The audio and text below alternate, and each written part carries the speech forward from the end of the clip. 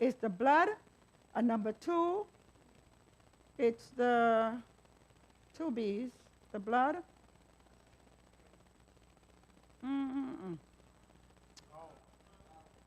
Which one? The bowel. Thank you. Go to the head of the class. So 2 B's, and there are 3 L's. So which would be the liver, the lungs, the lymphatic. So that makes it 5 organs so far. So we still need 2 more. The kidneys and the skin. There you go. Wow. You guys are bright. Maybe I'll let you just come and teach the class. So those are your 7 eliminative organs. Those organs must work. But the only way they're going to work is if we do the right things that we're supposed to do. So we'll learn a little bit about those things today. The liver is a large, meaty organ that sits on the right side of the belly. So where would it be? On the right side. So it's over here somewhere, right? The liver has 2 large sections called the right and the left lobes. It is the body's largest internal organ.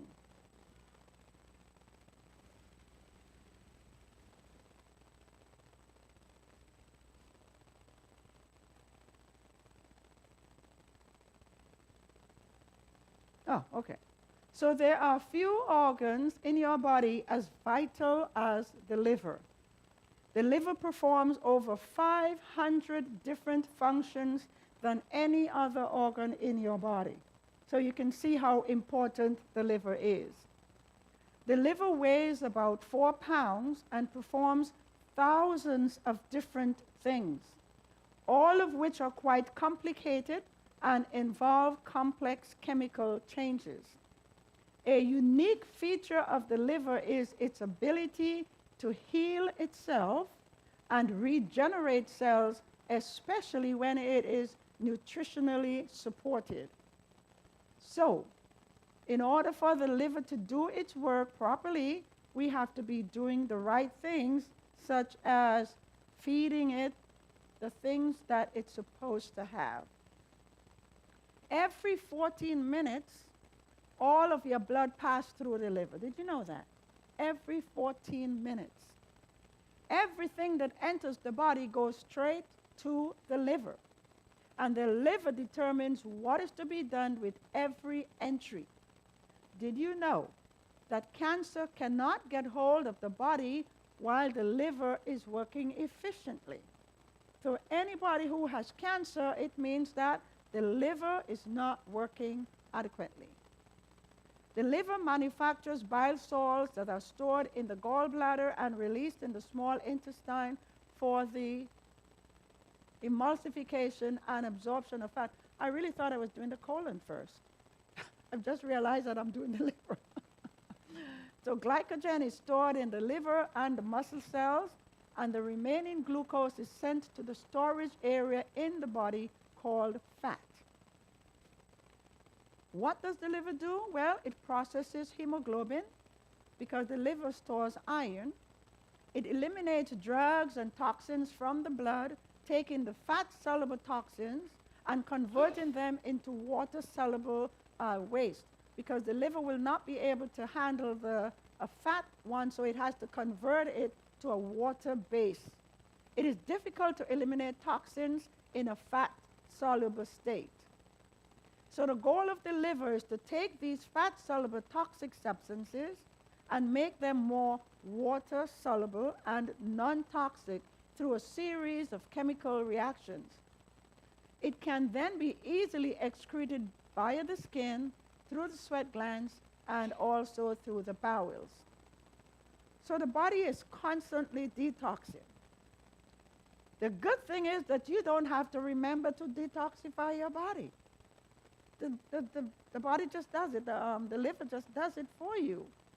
So all you have to do is, what do you have to do? Give it the tool to eliminate. Do you know what one of the tools is? Water. Water Water will pull out many toxic substances from your body and flush it out of your system if you are drinking enough water. If you are drinking soda all day, then you are depriving your body of the water that it needs to detoxify the liver and other systems. And especially the soft drinks that has a lot of caffeine in it, those actually rob your body of water. So if you are drinking caffeine, for every cup of coffee you drink, you will need to drink at least 2.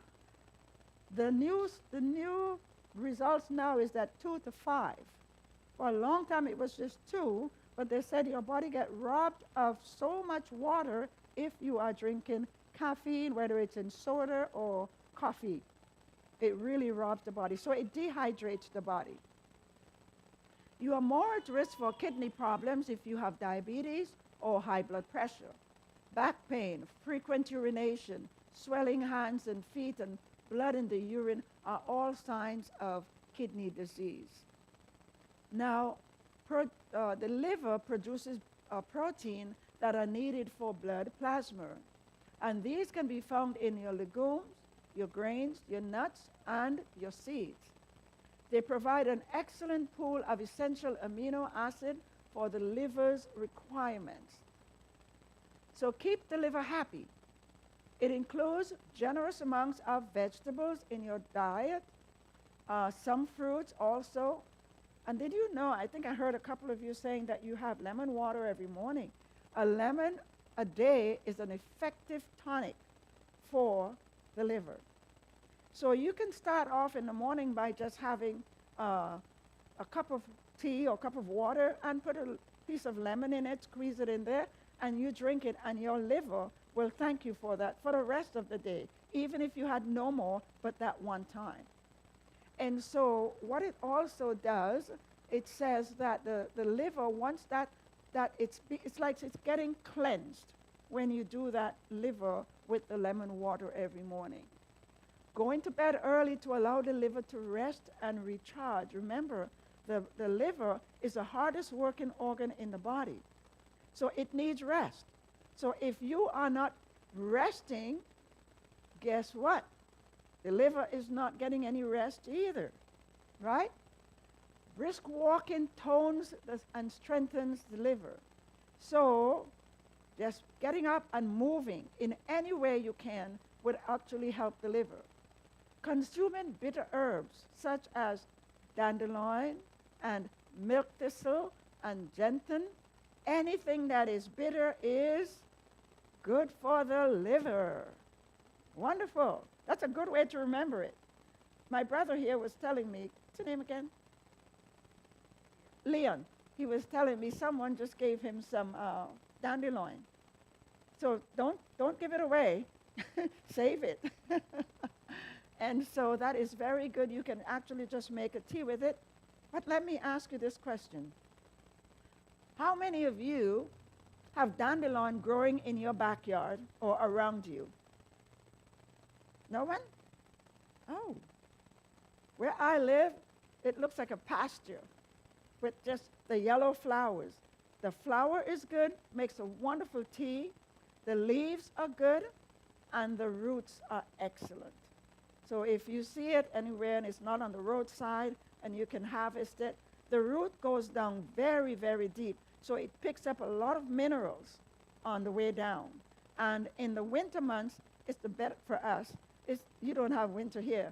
But in the winter months, it's the best time to harvest the roots because you can do the leaves and the flowers at any time, but the roots have a lot more minerals in them during the winter months. So healthy fats such as olive oil and coconut oil keeps the liver's bile production alive and vibrant. Get adequate sunshine whenever possible. And what? Look at that. A merry heart, do it good like a medicine. Come on, we sang that song. A medicine is a merry heart, but a broken spirit dries up the bones. A merry heart, do it good, like a medicine. So find something to laugh about. You know, there was a gentleman, and this is one of Barbara's story, not mine, who was told that he had 3 months to live. So when he left the hospital, he went to the library and he borrowed a few comedy CDs. And for 1 month, he said he just sat in his house and he laughed himself back to health. Okay. So get adequate sunshine, laughter, keep the colon regular. Daily evacuation are essential, otherwise it puts an unnecessary burden on the liver. You see, if the colon is not working properly, nothing else is, because the colon ends up back, everything gets backed up in a sewer system, and so it's not coming out. And so that puts a burden on the liver, puts a burden on the kidneys, put a burden on the lungs, put a burden on all of your body system, the eliminative system, because none of them are working properly. The liver is often called the master chemist because of its ability to break various substances down into different forms. And it's also called the project manager because it orchestrates everything that comes into the body. So as food is broken down, we're going to look at the fatty liver, how the fatty liver starts. They did a study in Australia, and they were looking at 18 to 35-year-old men and women, and they found that they wanted to know, because these people were coming into the hospital or to the doctors, and they all had non-alcoholic fatty liver disease. And they looked, why is this happening? And when they traced it back, it was because they were taking a very high consumption of sodas, that particular group, 18 to 35. So you can see how that can affect one. So as the food is broken down in the gut, the carbohydrates are broken down into either glucose or fructose. They are then absorbed in the blood and transported to the liver via the portal veins. Here, the glucose is either sent to the cell to be burned as fuel, stored in the cells as glycogen, or kept as fat cells and stored fuel. The liver is the only organ in the body with fructose receptor sites, meaning that this is the only organ that can use fructose. Of all the organs in the body, the liver is the only one that can use fructose. And that is why if you're fasting, your liver is going to release some of that fructose, so you still keep your energy level up. Yes. And also, if you are exercising, the liver is going to give you some added fructose, so get those muscles going so that you can still have the energy to walk. It is converted into glucose in the liver, and then it is sent to the cells. In a high fructose diet, if a high fructose diet is consumed, it will be too much for the liver to convert to glucose. So the liver must instead store it as fat in the liver. Oh, the blood, sorry. This causes the condition known as fatty liver disease. So what can cause fatty liver? Bread, pastries, cookies that have been sweetened with high fructose corn syrup. Now, high fructose corn syrup is the cheapest sugar that they can find to put in the refined products that you eat. And because of that, it's also genetically modified. So you're getting GMO food, and it causes a lot of disruption in the body. Coffee sweetened with sugar, or soda and commercial fruit juice that is sweetened with sugar, chocolate, candies, and other sweetened fruit, all of these can contribute to a fatty liver. Sugar breaks down in the body to glucose and fructose. So when foods like these, we just spoke about, are eaten day after day, week after week, month after month, the fat is stored in the liver making it fatty. A lot of people today are suffering with fatty, non-alcoholic fatty liver disease. Even though you have never touched alcohol, you can still get it because of the foods that you're taking in. So the best solution is to eliminate all foods and drinks that have been sweetened with high fructose corn syrup or refined sugar. Fruit is only a problem if it is eaten in large amounts, or if it is the main part of the diet and taken in large amounts, or if it is the main part of the diet and taken in conjunction with bread and pastries. I keep forgetting until I do this lecture, I remember.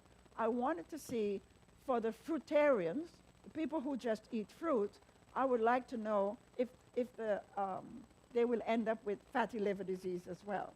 And it's not until I'm doing the lecture, it reminds me that I need to look it up. So maybe, Gwen, you can probably get me to remind me to do that. So that's how you need to take care of your colon. Now, I have a liver cleanse, and this is Barbara O'Neill's liver cleanse. It's 1 cup of fresh orange and lemon juice, 1 cup of water, 1 clove of garlic, and 1 tablespoon of olive oil, and a half a teaspoon of fresh ginger. So you blend all of these together, and you drink it on an empty stomach when you wake up in the morning. But as the week progresses, you increase the garlic to 4 cloves, so week 2 will be day 2 will be 2 cloves of garlic, day 3 will be 3 days, day 4 will be 4, and day 5 will be 5 cloves of garlic and 5 tablespoons of olive oil.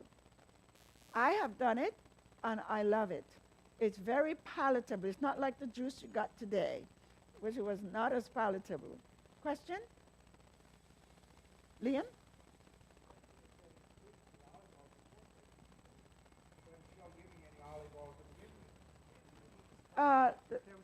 It's there. Sorry. Yes. Okay. So you can, that will actually help as the week progresses. So you're going to start with 1, and by day 5, you should be doing 5 cloves of garlic. I've tried it, and I love it. It's very palatable. And so I enjoyed doing that. And the good thing about it is that you can do this while you're eating or if you're fasting. So even if you're having regular meals, you can still do this liver flush. Now there's a liver tea that goes with it, and that's dandelion, milk thistle, gentian, licorice, and golden seal, and a little bit of ginger. So you can, when you mix all of those herbs together, you put it in a jar, and you take a teaspoon of the fresh herb, the fresh ginger, into 2 cups of water, simmer with the lid on for 15 minutes, and that's your drink. So when you have taken the first drink, the first one, the liver cleanse, then right after you can also just do the tea as well. So in that way you're getting more of the nutrients that is needed to cleanse the liver.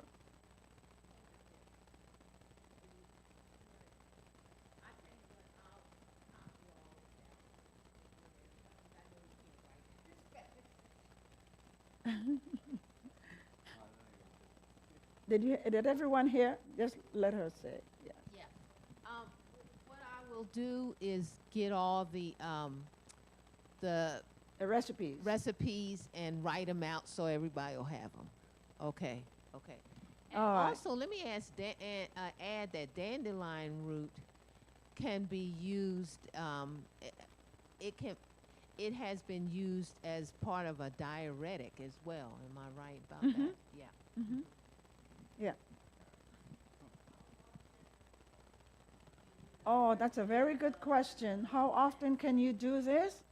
Barbara will say to do it until the problem you have is corrected, the cleanse. But you don't have to do it like every day. So you can do it on a monthly basis, and just keep, in that way you keep cleaning the body a little bit at a time, the liver a little bit at a time, and that would actually help. Just the fact that you're doing something about cleaning that liver, because a lot of people don't pay attention to the liver, which is so important. And so the colon tea, now I also make the colon tea so I can tell you about it. It's wonderful. And Barbara came up with this colon tea because I don't know how many of you are aware that she was a hippie. Did you know that? Did you know that she was a hippie and living in the woods? Yes, she was. And so she was also doing marijuana. I hope I'm not, it's in her book anyway. And so she suffered a lot with digestive problems. And so she started experimenting with herbs. And this has been what she's been using for how many years? 20-something years or 30-something years. And she finds that it works very well. So this is what we use at our lifestyle center when the guest comes in. And whether they have good bowel movements or not, we give them a cup of tea. Because we want to clean the system up so that when we start putting the right things in, we have no hindrances. So it's a good way if you're starting a fast or if you're starting a cleanse or a detox, the best way to start is with the colon. Because you've got to clear out all the debris that's been sitting in there. So you just take a teaspoon, put it in a cup of water, boil it, simmer for 15 minutes, strain, and allow to drink. Now, when we give the lifestyle guests a cup of tea, they come in on Sunday night, everybody gets a cup or half a cup of tea. And since I'm the colon police, I have to check the next morning, did it work? If they say no, I said, come with me. I have something good for you. And I will do that because I don't want them to come in and go back out the same way they came in. So I make sure that the colon is working. By Wednesday, I would like to have everybody's colon working optimum. And so this is why we give them the tea. So they may start off, some people may start with 1 cup or half a cup, depending if they are going regularly, but everybody gets a little clean out. So try giving the liver a 5-day, okay, so that's the liver cleanse that we just talked about. 15 minutes after drinking the liver cleanse, take 1 cup of the liver tea. And, oh, okay. So that's the liver. That's the liver. It's, it works in conjunction with the colon. And so the colon is a little lengthier than this one. This one's a little shorter. But you will get as much out of the colon to care for the liver as if you had all of that information just for the liver. So we'll do the liver, the colon now, Blanche. Yes.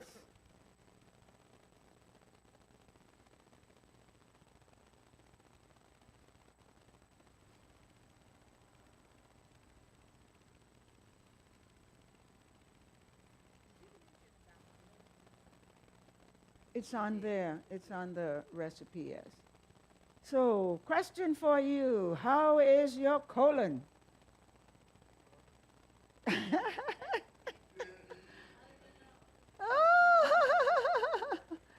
Oh, then you probably need to sit down, brother.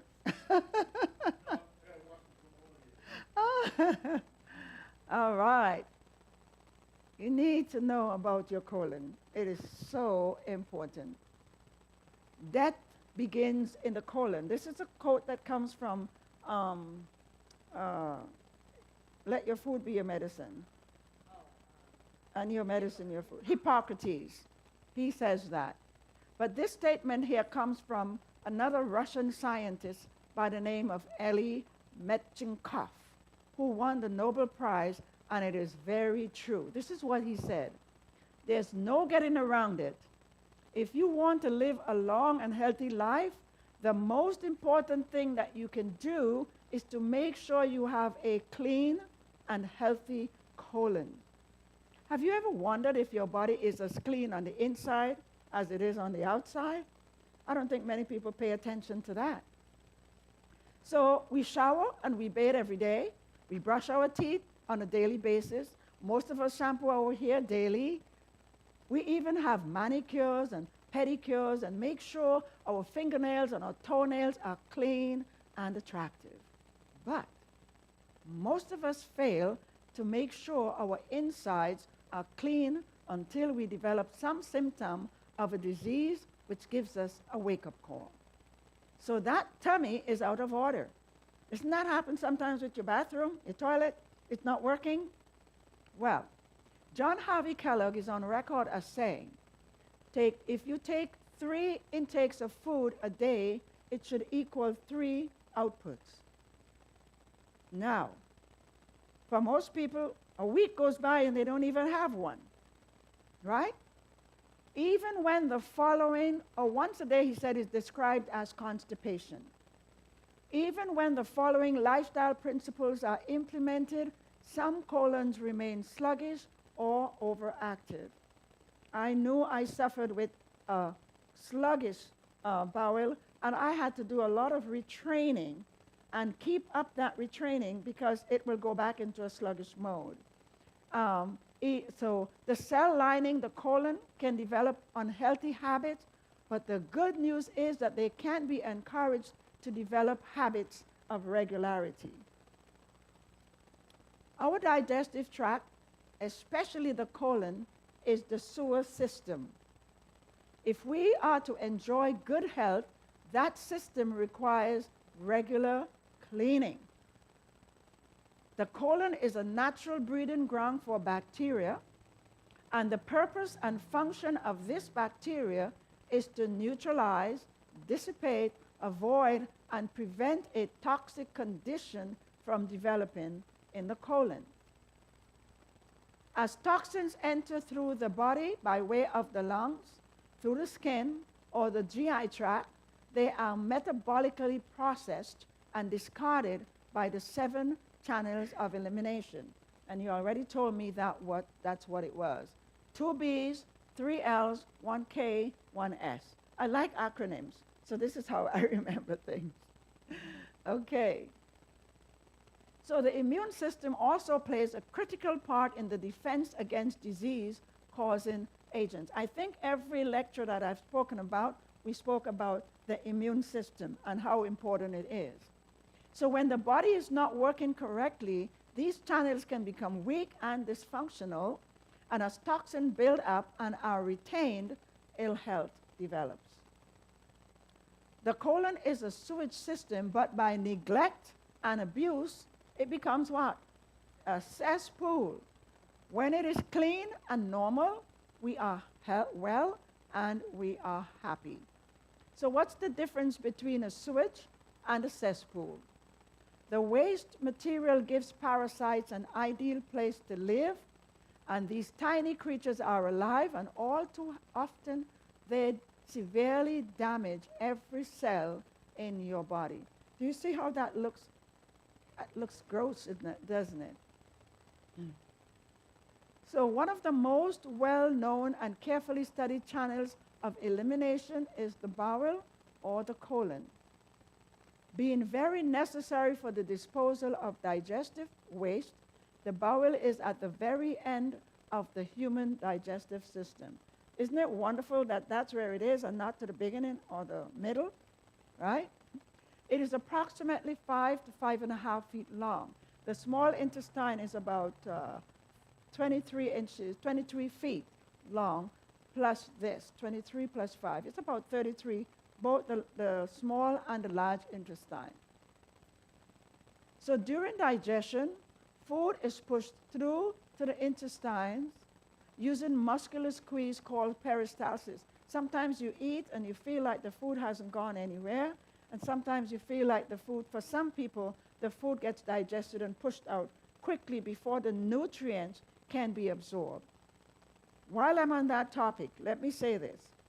If you are eating and drinking at the same time, you're actually upsetting the digestive system. Anything that you're drinking should be drank at least half an hour before your meals, and 1.5 to 2 hours after you have eaten. Now, that might sound like a foreign language, but you should not be drinking anything because that way you are impeding the digestive system from doing its work. And when that happens, the food that you have eaten stays in the digestive system longer than it should, and it starts to putrefy. And when that starts to putrefy, you end up with acid reflux, you end up with indigestion, and many other digestive issues just because of that. So again, half an hour before you eat, make sure you drink all your liquid. 1 to 2 hours after you have eaten, that's when you're going to drink again. And it should be water. Is that clear? Question. If your soup is very watery, the same thing will happen. But if it is thick, like it has your beans, like the one that we made, that was quite thick. It's got potatoes, it's got carrots, that sort of thing, and it has peas. So that's thick. But if it's like a broth, then it will do the same thing. Yes. It usually takes between 12 to 24 hours for a well-functioning system to process a meal completely, and up to 72 hours to a week in those with a dysfunctional system. And it takes about 4.5 to 5 hours to digest a meal. So 5 hours. So that's why you should have a good break between your breakfast, and if you put anything in your mouth, even one nut, one peanut, it stops the digestion right there, and that peanut now has to get to the point of where it left off before the digestive system will start working again. Got it? Okay. So in the process of passing food from one area of the intestine to the other, liquids, nutrients, and toxins are either absorbed into the bloodstream or expelled through waste. So no matter how well the rest of the elimination organs are working, the other 6, if the bowel is not working properly, there will be major toxic buildup. Most all disease and discomfort can be directly or indirectly related to an impacted fecal matter. I think it was Wednesday night, that I spoke about a young lady who came to our lifestyle center. She was sitting across from me, and I was able to smell her stool. That's how it was in her skin. And when we put her in the sauna with the other guests, they complained that it was so foul smelling. So can you imagine a bowel that is that's a cesspool by now. That's a cesspool. So cleaning that bowel is important. The reason that, is that one? Oh, not that one. So the very best diet can no better be better than the very worst if the sewage system of the colon is clogged with a collection of waste and decay. It is possible when we eat 1, 2, 3, or more meals a day not to have residue accumulating in the colon in the form of undigested food particles, as well as the end products from food which has undergone digestion.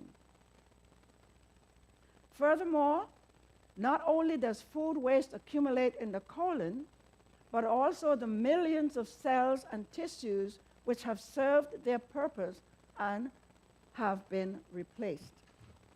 These cells and tissues are dead protein of a highly toxic nature if allowed to ferment and putrefy. And for this reason, the colon is never empty.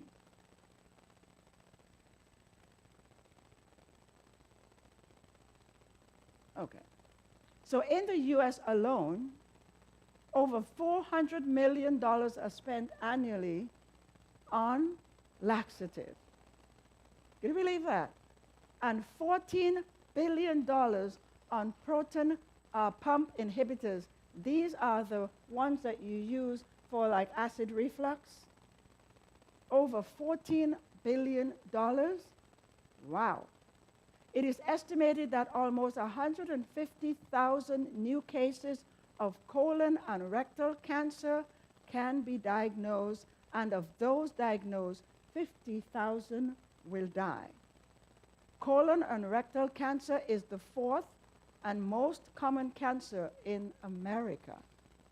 What a sad state of health, wouldn't you say? Constipation is the number one affliction underlying nearly every ailment. It is the most prevalent ailment afflicting civilized people. It is important to know that constipation affects the health of the colon, upon which the health of the body entirely depends. And there are two crimes against nature which civilization indulges in on a daily routine. One is the consumption of devitalized and refined foods which fail to nourish the organs responsible for the evacuation and waste matter. And number two, neglecting to stop everything you are doing when the urge to evacuate the bowels drives us into the bathroom. A lot of the times, oh, I don't have time to go to the bathroom. And you know, every time you forego that signal that you have to go, it actually kills the sensor in the anus so that it gets less and less and less every time you don't go when you're supposed to go. Wow. So that's why I said we need to have what kind of attack? Panic attacks. Promptly answer nature's immediate or initial call. Got to go. Yes.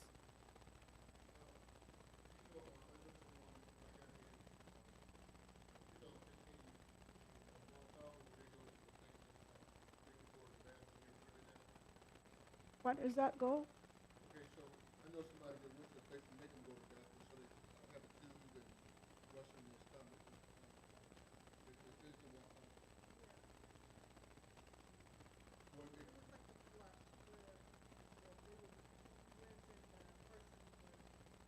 Oh,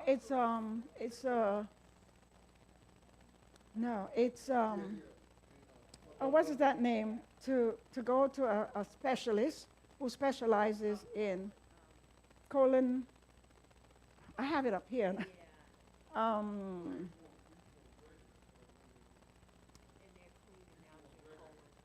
have it here. Oh, what is it called? What is it called? What is it called? But anyway, we'll come across it and we'll talk about it. So, do you know the position you sit on the toilet makes a difference? Yes, it does. How many of you have a squatty potty? A little stool that elevates your feet. Wow, good. Now, a squatty potty is about $75. A squatty potty. But I went for the cheap one. I just bought a little from the Dollar General. I just bought a little $5 stool.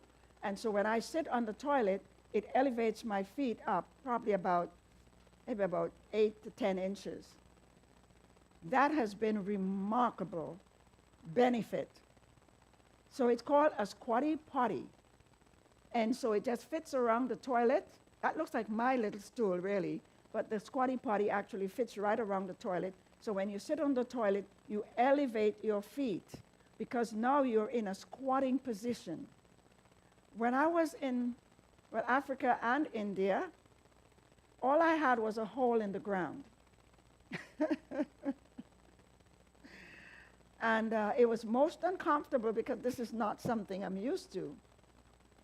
But I was sleeping next door to a lady her daughter had died from AIDS, and she was looking after her grandchild. And at 2 o'clock in the morning, I heard her going to the bathroom. So I said, why are you going to the bathroom at 2 o'clock in the morning? For most of us, we will buy a potty and put it beside the bed so the kid can go on the potty. But she said he wanted to go to the bathroom. And so they just took him there. And he sits over that hole in the ground, and that's where they do. So they have to position themselves. I can't go down because I may not come back up. They have to position themselves over this hole, and a lot of the times they may miss the hole. Because I've been into some toilets out there that I have to just go outside behind the potty squat, the toilet, and do my business out there because the stool is all over the place. So it's taught me a lot of things. So that's how they do it. So you see the position in which this child is, and you see how the back is, right? That is a healthy way to sit on the toilet. And that can be accomplished when you use the little stool or the squatty potty. And it really makes a difference. And here is how it makes a difference. Oh, where is that? I have it somewhere. Okay, we'll probably come to it. I think I probably moved some things around and moved it out of its place. So impaired digestion, what causes the malfunction? Bowel irregularities and intestinal toxemia can be traced back to several causes, including inadequate chewing, there it is, drinking with meals. And do you know that you're really supposed to chew your food to a pudding-like consistency? So if you don't chew your food, you are losing out on most of the nutrients that your body should be absorbing, but as it goes in whole, it comes out whole. So it's not getting chewed up, so the body cannot get the nutrients out of that food. Consuming liquid, which is too hot or too cold, the lack of hydrochloric acid, a lot of people are suffering with that now. Inadequate intestinal bacteria, pre- and probiotics, and lack of digestive enzymes. So when you're eating and you're taking in water or fluid with your meal, you're actually diluting the enzymes that's in your body that is there to break down the food. And because it's now diluted, the food sits around longer and it starts getting putrid, and then you start getting sick, and then you have to go on some of those Tums for the tummy, that sort of thing. So when the colon is not working properly, toxic substances remain in the colon and may be reabsorbed back into the bloodstream. This is what happens, right? And it's recirculated throughout the body. So now we're setting up the body for disease eventually when we do that. So during normal digestion, the body breaks down micronutrients such as protein into amino acids, carbohydrates into glucose, and fats into essential fatty acids. These are the major nutritional building blocks in food. And you can see here the intestine, the small intestine is much longer, and the larger intestine is the shorter end. But I want you to take note of this kink. I have it, I thought it was right under this slide, but must be got put somewhere else. I hope I have it there. Yeah, so take note of this kink. When you sit on the toilet, if it wasn't for that kink, we'll have to wear diapers all the time. So, like the kids. So that kink actually keeps the stool from coming out freely. When you sit on the toilet and you elevate the feet, that kink loosens up. And that's how the stool comes out. So thank God for where the kink is, right? Else we would be in trouble. So other...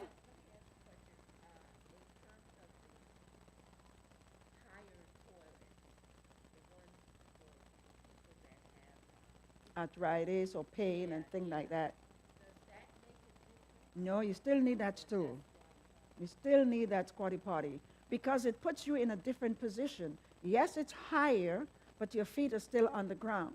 So you need to have the feet up so that that muscle will be released, and then you have what I call TE, total evacuation. And that's what you want, right? So other micronutrients such as trace minerals and vitamins can be derived mostly from plant foods, which build our blood cells, our tissues, our organs, and our systems. When all these micronutrients are incompletely broken down, these symptoms ensue. Smelly gas, nobody wants to be around you. Bloating, constipation, acid reflux, and indigestion. So other intestinal toxemia problems, you end up with allergies, hemorrhoids, skin disorders, Crohn's disease, GERD, gastroesophageal reflux disease, irritable bowel, autoimmune disease, headaches, chronic fatigue, chronic inflammation, joint and muscle pain. All of that because the stool is not being evacuated as it should. Then you have parasites. A lot of people are suffering with parasites and candida, and they are very common occurrences in toxic colons. So let it stagnate, and it will distill the poison of decay, fermentation, and putrefaction into the blood, poisoning the brain and the nervous system so that we become mentally depressed and irritable. It will poison the heart so that we are weak and listless. It will poison the lungs so that the breath is foul. It will poison the digestive organs so that we are distressed and bloated. And it will poison the blood so that the skin is sallow and unhealthy. Now, do you remember hearing of the garbage strike in New York City in 1968? Some people did. So just imagine the smell that was pervading around a lot of cities and streets because no one was moving the garbage out of the road or put it in the right place. Well, not to cleanse the colon is like having the entire garbage collection staff in your city go on strike for days on end. The accumulation of garbage in the streets create putrid, odoriferous, unhealthy gases which are dispersed in the atmosphere. Well, guess what happens to your body when the colon is not functioning as it should? My question to you is, how long will it take you to call the plumber if your toilet was backed up? How long? Almost immediately, right? Well, so don't live in a body with backed up pipes. This is a good time to think of spring cleaning the colon. Now, for most of us who have cars, we take our cars for a tune-up every so many miles, 6,000 miles, right? We make sure that we take our cars to have a tune-up. Well, it's a good time to also do spring cleaning on your body. Put it in your calendar.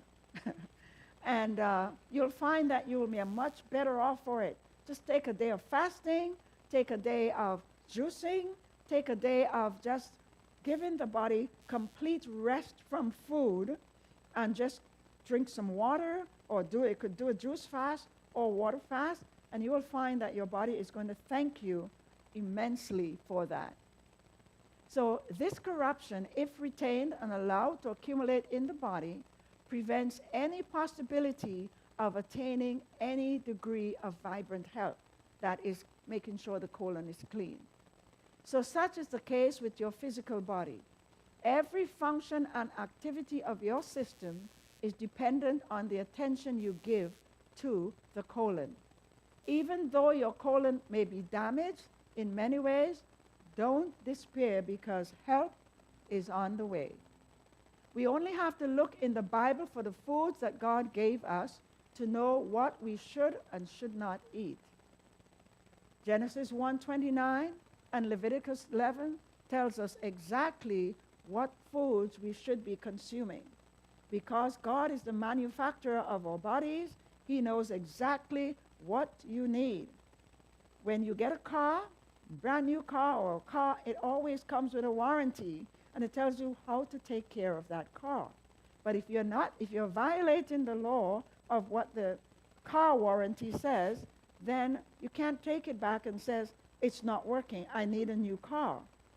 And you can't do the same thing with the body because we have laws of health that we need to obey. And the laws of health are just as important as the 10 commandments. If we violate one, we violate the other. So the kind and quality of food you put in your body is of vital importance to every phase of your existence. Good nutrition not only regenerates and rebuilds the cells and tissues which constitute your physical body, but also is involved in the process by which the waste matter, the undigested food, eliminated from the body to prevent decay in the form of putrefaction and fermentation. So, eating for the colon. Limit or avoid refined foods and processed foods. Read the label on the foods you buy and avoid foods that are full of chemicals, sugars, oil, and preservatives and artificial flavoring. You know, the artificial flavorings are there mostly for the children because they will eat something or drink something that is pretty. But all of those chemicals that they put for the artificial coloring are cancer forming. So, if you have children and you're buying these products for them, this is a good time to stop because now you have a little bit more knowledge that you can shop healthier. Read your labels. Read your labels. I was at the store with Gwen today, and we were looking, what do we buy? No. No chips, especially if they're fried. Somebody loves chips in here. What did we buy? We were looking, it was olives. I think we bought olives. And one had, one has chemicals in it, and the other one just had 3 ingredients. Or the beans. Oh, yes, the beans. The beans. It had beans, water, and salt. You don't need any more ingredients than those.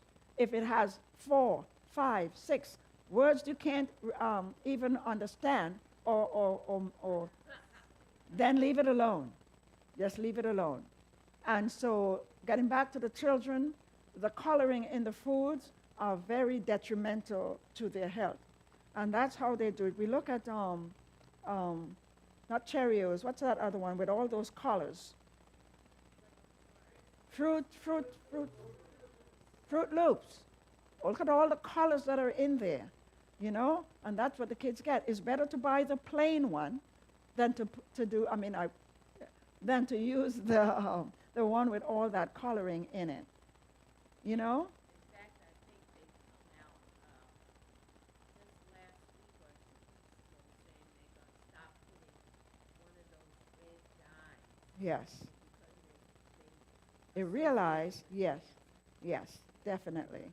And so that's a good thing. If they would do that, they would do that because the kids are suffering. This is the reason that we have young children today with all of these diseases.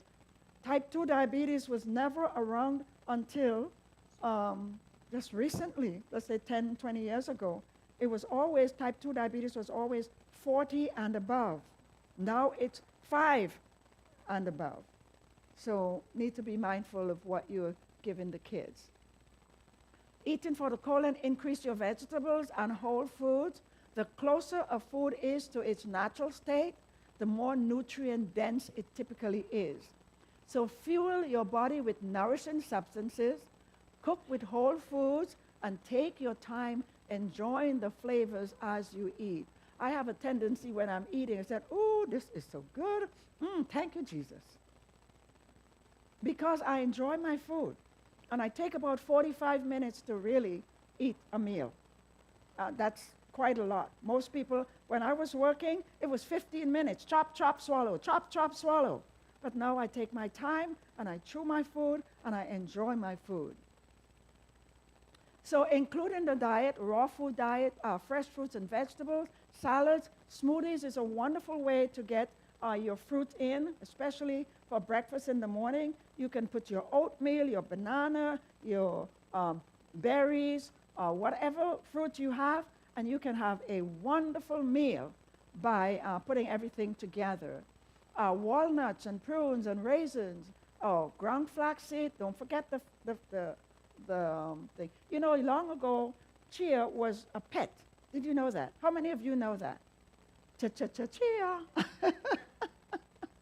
But they didn't know. I was in Chile, and the people there, they didn't know what to do with the chia, and they produce it there.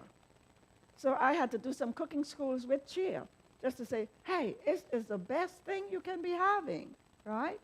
So prunes and raisins, sunflower seeds, sesame seeds, flaxseed oil. The thing with flaxseed oil is that it can go rancid, and so can the flaxseed if you buy it already ground. So your best bet is to buy it, and you can ground it, but please put it in the freezer after you've taken out what you wanted for the day or for a meal. Put it right back in the freezer, and that will retain the freshness for a very long time. And then, what's the other one? Water, water, water. Put the water in. Oops. Again, whole grains, naturals, as much as possible, and eliminate from the diet the processed food which contains food additives, artificial flavorings, coloring, and preservatives, refined flours, refined sugar, fats, and salt, and avoid gluten for those who are sensitive. Go on a gluten-free diet. That's the other thing that they found. A lot of people are so insensitive to gluten because of the way the wheat is being grown and processed. Products treated with herbicides and pesticides, try and eliminate all of those from your diet. So you're probably wondering, so what would I eat? There's still a lot of things that you can eat. You go for those beans, and we have so many, a large variety of beans and grains, such as quinoa and millet and what else? Gwen? Amaranth. These are all alkaline as well. And buckwheat. Buckwheat, although it says wheat, it's not a wheat. It's more like a grain. It's more like a seed, but it doesn't have wheat in it. So a person who is gluten intolerant can still use the buckwheat. And I have been enjoying my breakfasts at Gwen. I feel like I'm still at home. That's a good thing. Okay. So genetically modified foods, alcohol, caffeine, smoking, all of those things need to go. There are also many herbs and supplements that can assist the body in healing, and the suggested herbs and supplements below can be of particular help to the bowel by eliminating parasites, strengthening and toning the lining and function of the bowels, reducing inflammation, and increasing the immune system function. So things such as wormwood. Wormwood is bitter. So if it's good for the colon, it's also better for the liver. Because what's bitter for the, what is that again? What's bitter, or anything that is bitter is good for the liver, right? Cloves is good. Now, in the spirit of prophecy, it says that we really should not be using cloves, but in a disease process, I believe it's okay that you can do it. You can put a little bit of it. Because I remember when I had Lyme's disease, I had to come up, and I came up with a combination of herbs that actually really helped me with my Lyme's disease. And I've never had any problems. You see, the thing about, and let me just touch it while I'm here. The thing about Lyme's disease is that most people who get Lyme's disease have no idea when they got it or where in their body they got it. But then years later, they also end up with multiple sclerosis, which they say might be associated with Lyme's disease. So for me, I found out within 2 days that I was bitten behind my arm right here, and I didn't know that it was there. So I went to church. That was on Friday. So I went to church that Sabbath. I was at Pine, and I told my friend, something is itching me here. So I went ahead and I said to go outside with me. She took a piece of toilet paper and she wiped it off, and there was the tick. I found that tick. So right away, I had 3 friends who had Lyme's disease. I said, can you send me your protocol? 1, 2, 3. So I combined 3 protocols, and I was able to come up with a fantastic tea, which I made and drank for 30 days. So if that tick was in me, and I did fever therapy as well, that's another thing that would kill the tick. Because if your body is hot and the blood is hot, it will come out into the bloodstream and it would die. But you have to make sure that the die-off doesn't make you sick as well. So you have to make sure that the colon is working properly. So that was my, my thing with the cloves. And it had cloves in it. I had to put the cloves in it. So I used it for that purpose. Because that's one of the things that they use for parasites as well, is cloves. The black walnut is another good one, Poriaco, yellow duck, olive leaf extract, grapefruit seed extract, cayenne pepper, oil of oregano, and diatomaceous earth. Diatomaceous earth is not just good internally, but it's externally, and it's also very good in the garden. If you're having a lot of, what is it? Who's a gardener here? Help me out. What, those little bugs that gets onto your food? Aphids. A lot of aphids, the diatomaceous earth will kill it. The slugs also, if you put it around the plant, the slugs will go on it and they will get, their skin will just not absorb it and they will die. It'll make them dehydrated. Okay. Wormwood is in the Bible, yes it is. Turmeric is very good, it's an anti-inflammatory. Ginger, bromelain, I know that Gwen spoke about it yesterday, and slippery elm. All of these are anti-inflammatory and they're very, very good for the stomach. Additional herbs such as aloe vera liquid. The way we do our aloe vera, we do the fresh leaf, is we actually just cut the sides of it where the little needles are, like on the side, and then put it in a jar and let it drain, because that's going to drain out the part that can be irritable to your body. I don't do that. I just chop it up, and I put it in a jar, put water in it, and I drink that stuff. It's good. Now, Cape aloe, I don't think you've heard about this, but I came across it because one of our workers was taking Cape aloe, and she died, and so the daughter gave us all of her herbs that she was taking. And so I came across Cape aloe, and I think it's one, I call it dynamite. You know what dynamite does? Blows up everything. So that's my dynamite. You have to be careful when you're taking it. But it will give you a head to toe clean out as well, which is what I found out. So that's your Cape aloe. Senna is good, but it's also can be a little irritating to the bowels. So choose your fight. Bentonite clay is excellent. You can just mix it with some water and drink it. Activated charcoal, superior. We're going to talk about that on Sunday. Probiotics and digestive enzymes, Poriaco and apple pectin is very good, and psyllium husk. All of these are excellent things or herbs for the bowels. And you get used to taking them. You don't become addicted to these things, but you can start training your bowels by giving it some help. If you're going to do the psyllium, I would encourage you to drink as much water as you can, or else it's going to cause you to have constipation. So what your colon also needs is a good source of soluble fiber to compensate for all the fiberless processed foods, such as your meat and your dairy that we eat. And 3 of the best sources are your psyllium. Take that 1 tablespoon twice a day. And you can take this in the morning, or with twice a day. You can do it in the morning, and you can do it in the evening. Freshly ground flaxseed, 1 or 2 tablespoons in the morning and in the evening, or chia seeds in the morning and also in the evening.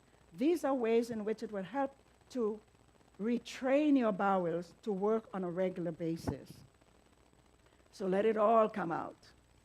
Other than eating a healthy, high-fiber, largely raw food diet, the single best thing you can do for your overall health and the health of your colon is a semi-annual colon cleanse.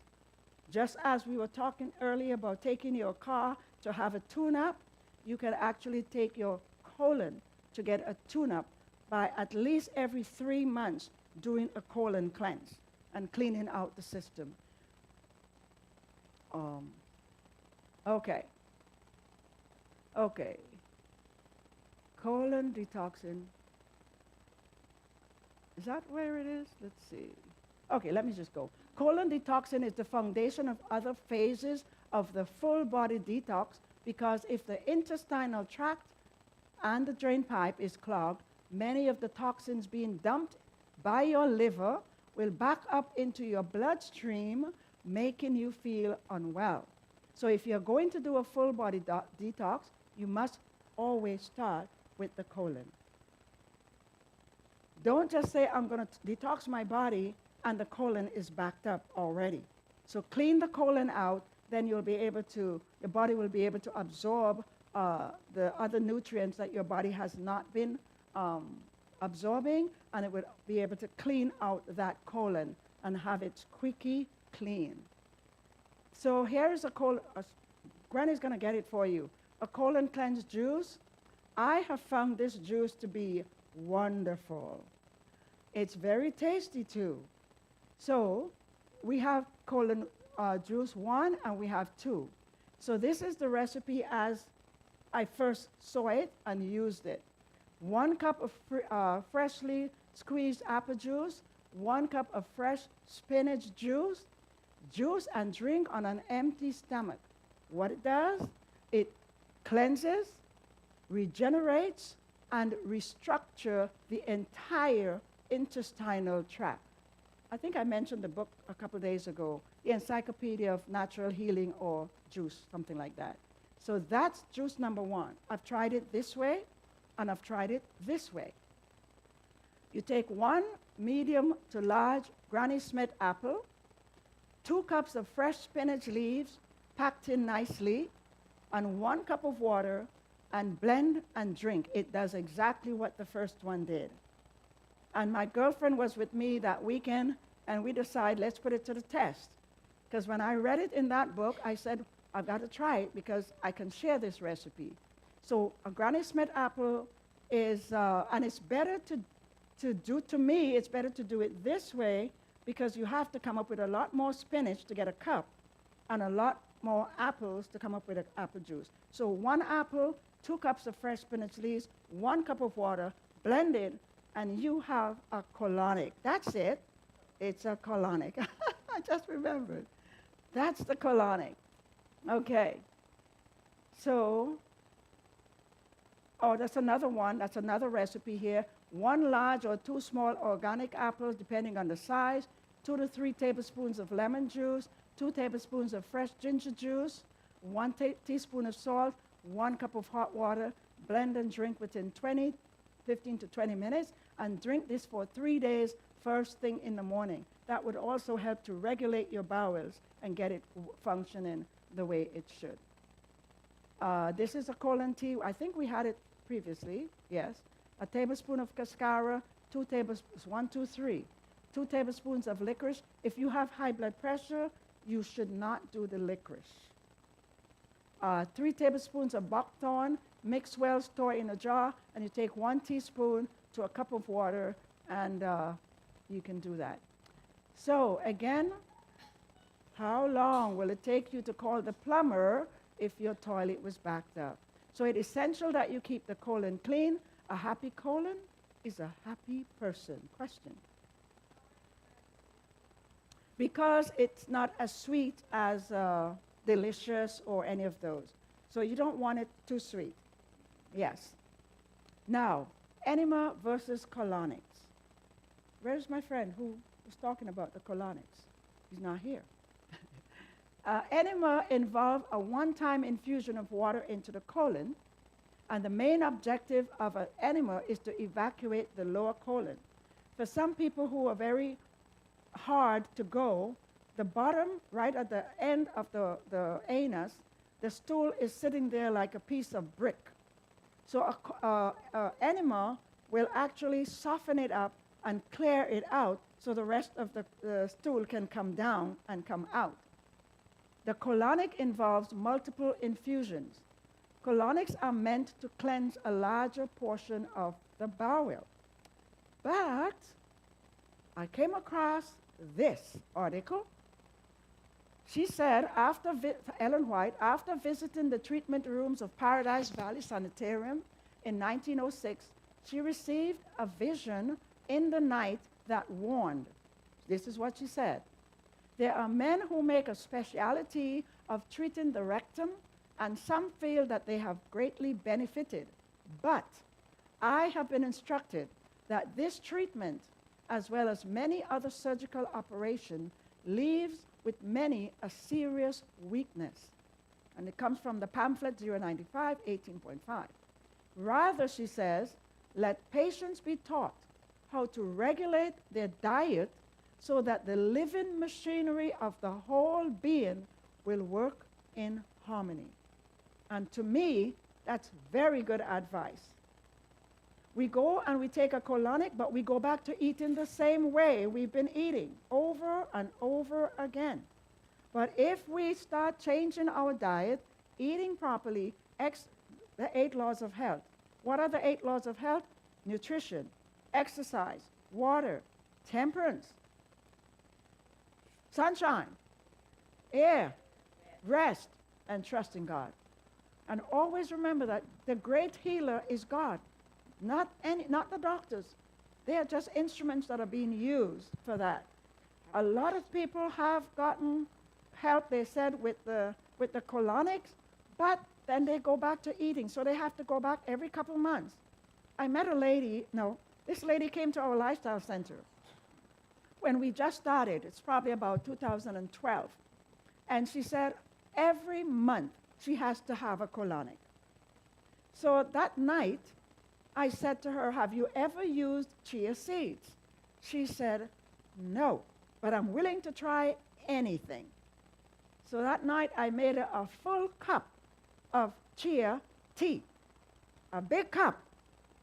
I said, go to bed. She came down in the morning and she hugged me. She says, you are my best friend. Because of that 1 cup of chia tea. So it works if you put it to work. If you don't, and then we had a lady that came from the Caribbean, and she had colon cancer. I actually purchased the chia for her. I said, when you go home, start drinking this often. Every day you should have it. The next thing I know, she was back to the doctor because she was impacted again. Her colon was not working. So once you have the information handy, it's your job now to use it. Don't wait until you get sick and then you ask the whole church to pray for you, because now you don't do that. Excuse me. Hello? Okay, I've got a question. Who has a question? Oh, yes.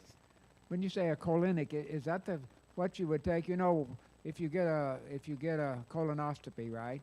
They clean your bowels. I mean, you take this stuff, and it's so good they can stick a camera up there, and they don't have anything. Right, but wouldn't that be just a good way just to clean out your colon? Why? No. Why? Your food should be your medicine.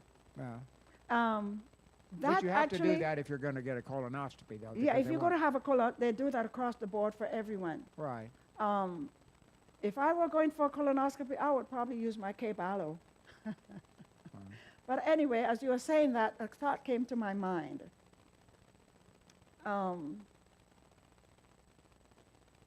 It just came and went.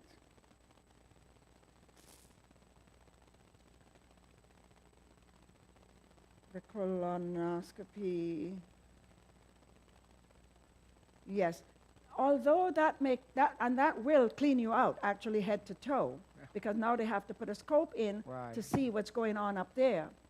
But that's not the cause of the problem. The problem has to do with the lifestyle and what you're eating and what you're putting into the body. See, we don't put in enough fruits and vegetables in our bodies, and so that's big cause of the food, of the constipation. But you were suggesting that no matter what, you should clean out your colon at least twice a year. That's what you said, right? Yes, at least. So, I mean, would that be a bad way to clean it out then? Because that's really going to clean it out.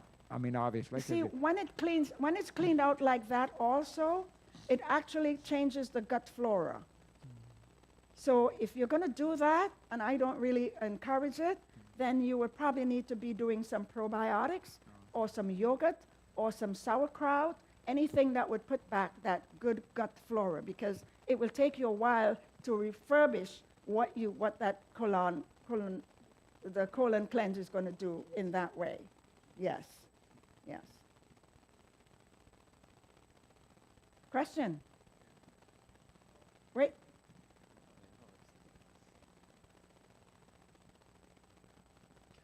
Just to add a thought in just what you said, I think maybe because in those days, I mean, the prebiotics and those things were not very common at that time, right? So I think the enema still, for many that are suffering from cancer and things, we have seen that enema has been, coffee enema and many other things has been very beneficial. And So- they have been used in the past a lot, yes. Yeah. Correct. So I think even today, those enemas have been helpful for the cancer patients. So I'm wondering, is it because Eleanor wrote that because of the probiotic awareness has not been there that much? Today we have many ways to prebiotic and probiotic that is just, could able to help better. So for some cases, if there are serious condition, I think it shouldn't be a problem, not a regular basis, but just Right, I on was just a about to add that, thing. that you don't do it on it shouldn't be done, like my friend was going every month to have a colonics.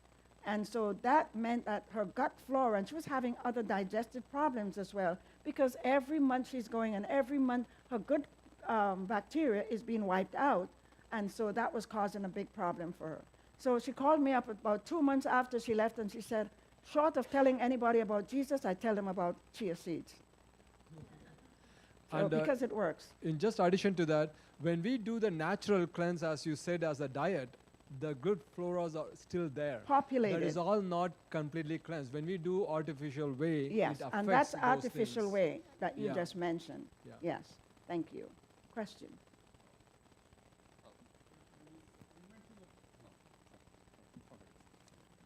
Thank you. You did mention about colonic, Can hear you. Can hear you. Okay. Or you did mention about the colonic. Colonic. Are you talking about colonic irrigation? Yes. How about coffee enema? Because, Coffee enema has worked. We don't do it at our lifestyle center, but I know it has worked very well for many people. The way it works, my understanding is that it actually attacks the liver and cleans the liver, helps to get the liver, all the toxins out of the liver, so that your body will be able to better absorb other things that comes into the body. So yes, but we have no problem. I mean, I don't have any problem with the colon with that, because a lot of people say that it has helped them. So it's just that at our lifestyle center, we don't use it. Yeah. You showed earlier that you said if you're having a bowel movement once a day, that's considered constipation.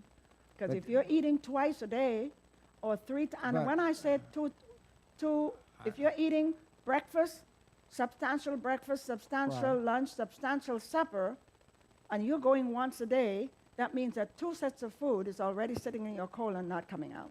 But you also said that it's taking 12 to 24 hours for something to go through your body. It takes Right. it takes 4.5 to 5 hours to Yeah, right, digest no. a meal. But you said earlier it was taking 12 to 24 hours for food to go completely through your Yes, body. So And so up to 36 hours. 24 to 36 hours is fine. 7 days is not.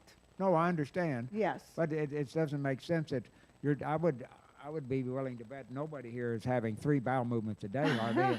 And that's what Anybody you're having 3 suggesting. bowel movements a day? Today? Of course. 1, 2, 3, 4. Huh?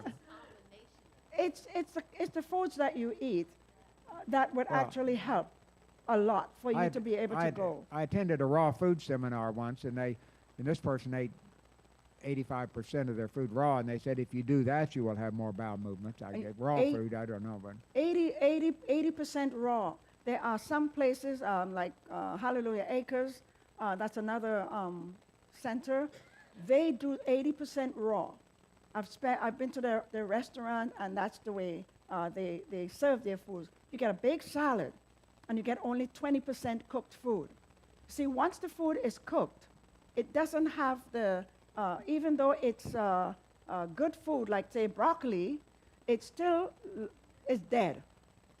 And that dead food is not going to push the food along, the colon along as it should, because it's denatured food. It's died. It has died.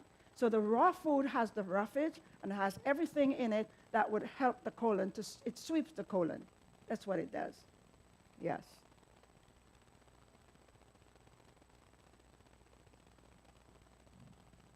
Any other question? Over here.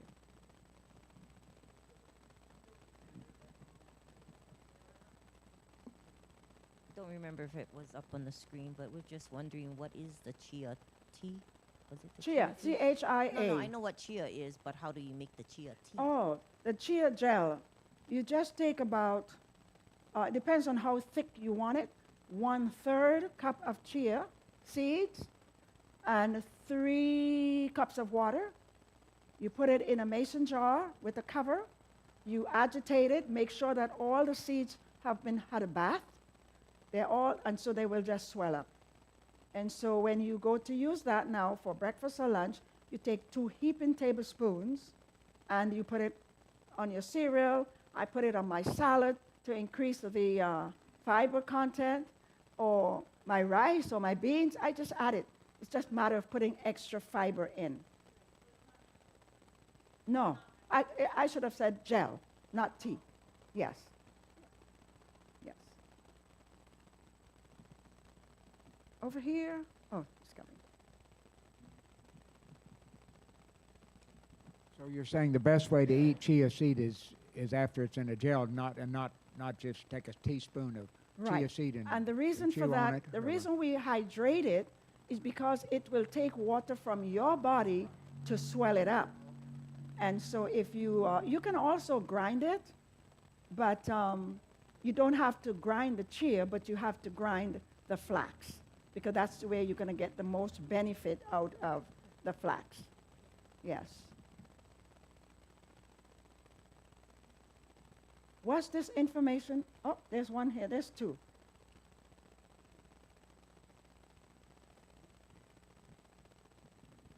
You mentioned eating cooked food. What if you use enzymes like bromelain? You didn't mention over there. What if they? I didn't get all of that. Enzymes. Oh, what enzymes? Bromelain or Bromelain pain? is good. You know, there are a lot of, we really try not to do the vegetables and the fruits together, but sometimes it's impossible. But you can actually have some pineapple, because that would actually help. That's the bromelain. And don't throw away the core of the pineapple, because that's where the bromelain is. Yeah. And so you can have a couple pieces of pineapple before you have your meal, because that will act as your enzymes. It would help provide you with more enzymes. How about the papaya? Because you cannot eat vegetable together with your fruits. Papaya You really is very should not. Sweet. You really should not, because the vegetables takes a different type of enzymes, and the fruit takes a different type of enzymes. So now if you combine both of them, they're at war with each other. And that can cause a problem with your digestive system. Yeah.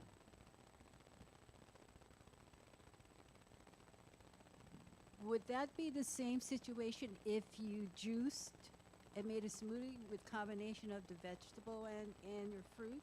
No, because when you juice, remember, the digestion, the juice goes straight to the cells almost immediately. It doesn't go through digestion when you juice.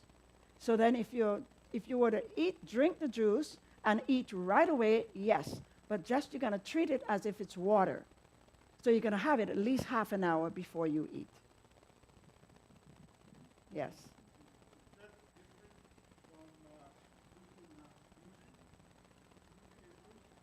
Yes, it.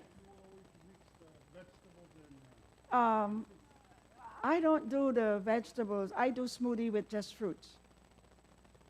And so it probably could, if you're having problems with digestion, it probably could happen. But for the most part, I just use fruits with for my smoothies. And I put some chia in there or some flaxseed as well. That's the only other thing that goes in. is that chia or flaxseed. Yes.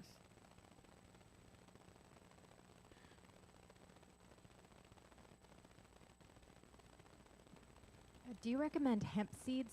Absolutely. Okay, just want to make sure. Thank you. And may I ask you one question in addition? I've read that papaya seeds, on top of actually the fruit being so good for you, that if they're ground up and ingested as a beverage, that they act as a paralytic to parasites? Correct. Okay, thank you. That's papaya seeds she's talking about. Very good for parasites. Yes. So you can grind it up, and you can actually just eat it like that. It has a, they actually use the papaya seeds when they're making, what the black pepper, the other, peppercorn. Peppercorn. They actually put some of those in there as well. But most people don't know that it's there because you do grind it up. Yeah. Just a statement. I know if somebody is in stage 1 cancer, you can eat the papaya seeds to help. Yes. The question was, if someone has stage 1 cancer, they have a very good chance of recovering completely from cancer because it's just stage 1. And remember those pictures we showed you what stage 1 looked like, stage 2, stage 3, 3 or 4? That person is in a good standing if they will just go for it. I usually say throw the book at it because that's it's a good thing to change your whole lifestyle and be on the road to health. Yes. So juicing would be very, very good for that person. Very, very good, yes. Can you use, like, if you're using fruit in your smoothie, you can put, like, beet powder or veggie greens powder with that, right? You It's could. okay. That You you can could. do, Yes. but not just regular Fruit. fresh spinach or fresh. Yeah. Gotcha. Question? You were suggesting not to eat fruits and vegetables together, but you know, I've never had any stomach problems by doing that. I mean, is this something you shouldn't do if you do have stomach problems? Yes, because the But- enzymes are at war with each other. The enzymes for the fruit and the enzymes Right. for the vegetable. But if you don't have any problem, is that something you shouldn't do anyway, or what? I will tell you what I read from E.G. White is that, and I went to one of the programs where the men that are in the estate of the E.G. White estate, and this is what they said. When she said that, she was giving that information to someone who had problems with digesting food. Right. And so we have taken it to the point where we don't combine it simply because of knowing that the different enzymes digest different foods. And so this is why I said what I said. But for the most part, what she said was, if the stomach is okay, then go ahead and eat it if you're not having any problems with it. You Just- usually are having people come to see you that are having problems, obviously. I mean, Yes. healthy people don't. And the other question is, I mean, if you were, what about with grains and fruit? And for example, I have granola every morning and I put a lot of fruit on it. Beautiful. But Beautiful. That's a great combination. Grains, it can be, what's that one? The oats, the spelt, steel cut oats. You can do rice, you can do wheat, make sure it's organic, wheat berries, any of those. Put them in the crock pot overnight and you get in the morning. Your grains should be cooked thoroughly. Dr. Agatha at UT Pine, she said grains should be cooked for at least 2 hours or overnight.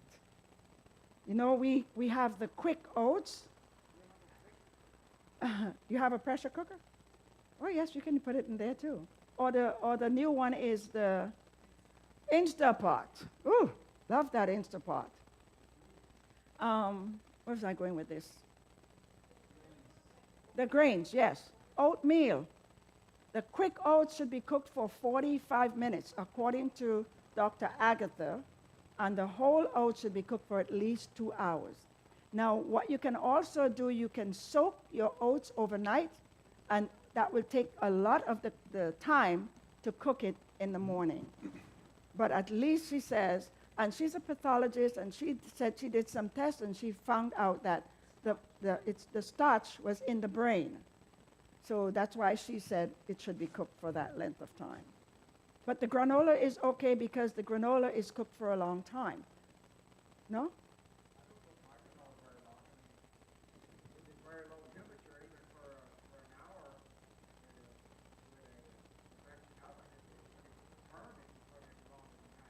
If you do, I cook my granola overnight. The lowest temperature, which is about 170. And you put that in there, and you wake up in the morning, the house smells good, you're ready to eat breakfast, and it is absolutely delicious. I do have a recipe that I'm going to do on Sunday, and I think it takes about 45 minutes. But normally, because I'm doing the class, I will do that one. Normally, I will do overnight. Yes. Talking about food combination, do you have a list of, foods that you can combine together? Yeah, because I did some research.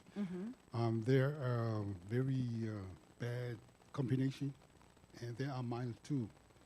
And I would like to You want to share yours with me? maybe later.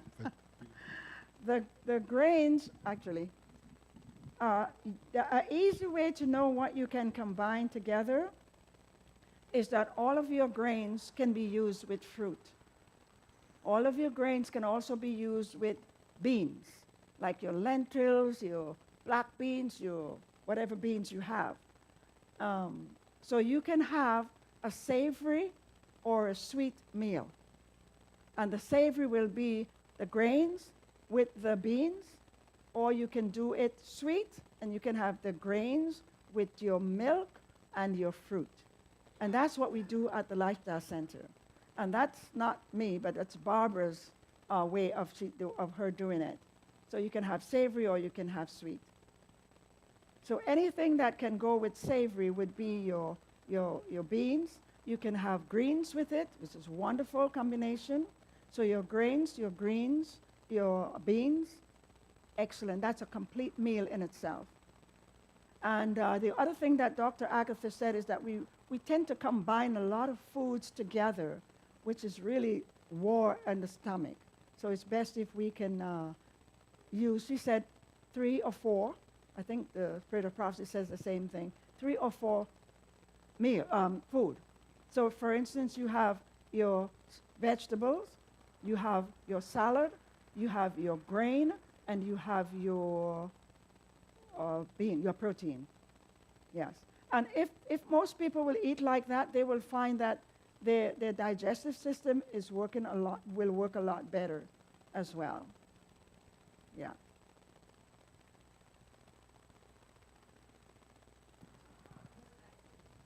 Excellent. The question is, what about overnight oats? That's as I said, you can actually put your oats to soak overnight, and it would take less time to cook in the morning. But you can also put it in the crock pot because it speeds up the process. As opposed to doing 2 hours, you can put it in the crock pot, and it'll probably take maybe 15 minutes. But make sure that it is soft and soluble, so it will digest a lot easier and a lot better. Yeah. The raw food seminar that I went to, this fellow was taking oat groats and soaking them for 2 days. Yes. I mean, of course you have to change the water every 8 hours at least, but I mean, that didn't, but he said that's actually supposed to be more nutritious than the It is. I actually do that as well. And the nuts too, like almonds and walnuts, you All soak your them for nuts. 2 days. Did you but go to Hallelujah Acres? No, I didn't. Oh, but okay. I attended a raw food seminar several years ago, and Okay. but that's So that's what they do. They soak all of their nuts, and they just put it in the fridge, or they will soak it and then they will dehydrate it. Oh, really? Some of them do. They just dehydrate it, and then it will keep for a very long time. If you had no refrigeration or anything like that, it will last for quite a while. So I usually do the outgrowths as well, and I just soak them, and then I use them in my cereal because they're growing. It's just like sprouts, and it will do the same thing. And you get a lot more out of it that way than if you were to cook it. They were telling us supposedly that if you soak these nuts, that you get 2 or 3 times as much nutrients because they're not ready to sprout, but as they're getting ready or something. Exactly. They're getting ready to sprout, and so that layer on it or the film that's on it, the soaking, it takes away that, it allows it to grow, to start sprouting. So things like chickpeas, almonds, you can do it with almonds. You can't do it with pecans and walnuts, but you can soak it as well and just store it. But you have to be mindful that they can go rancid and start growing mold if you have too much of it out at one time. Change the water. You got to change the water, but you also have to make sure that where you're storing it, it's in a good place that it doesn't go mold, because that water would cause it to get mold. Yes. Wow. Thank you all for your questions. It was wonderful. I pray that you'll take something away from the lecture and put it to practice. That's the important thing. You know, knowledge that is not used is a waste of time. So whatever you do, even if it's one thing that you try for this whole week, out of everything that you've learned, even if it's drinking an extra cup of water, even if it's trying some chia or some flaxseed, just try implementing a little bit at a time. Step by step by step, you will be able to accomplish your goal of, I usually say it's never too late to start. Start somewhere. God will bless.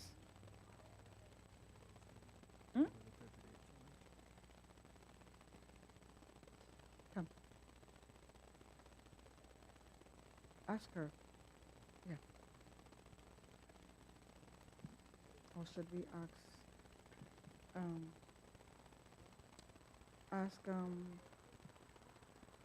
yeah. Okay. Okay, so with this, we are going to close. I think that was my last one there. Yes, it was. But my friend Barbara, she does colonics at her place in Misty Mountain. But then after I came across that, because we have the setup to do it, but we've never done it because of this statement, and that it's better for a person to learn to eat better than to constantly be going to pay, and it costs money to go and have these colonics so often, and you're not changing the lifestyle. So that would be my yeah, it does. It actually makes the bowel lazy, so the bowel doesn't want to work unless it gets some help. So, That's like yes. taking laxatives too, chronic use of And laxatives. senna is one of those you can become addictive to, because I know a young lady who, she has to have senna every 2 days. Yes, but she has Crohn's disease or irritable bowel, so she has to do that. Thank you so very much. Brother Leon, can you pray for us, please? Dear Father in heaven, we thank you for the information that we have learned this evening, and some of us have been reminded of. Please help us to remember this and realize that if we don't put it into practice, it of no use to learn it. Be with each individual in these families present. Help us that we may continue to improve our health and share this information with others. In Jesus' name, amen. Thank you. Amen. Oh, okay. You have an announcement?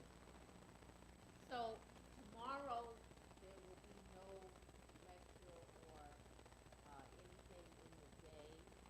The next time we'll meet is on Sabbath. You can join us if you would like to for divine service. Cynthia will be speaking about our health message. And then Saturday night, we especially want to see these young guys like right here and your children back there and all, because we have a special presentation just for them. It doesn't mean that the adults cannot come too. Yeah. Yes. But we have a very special presentation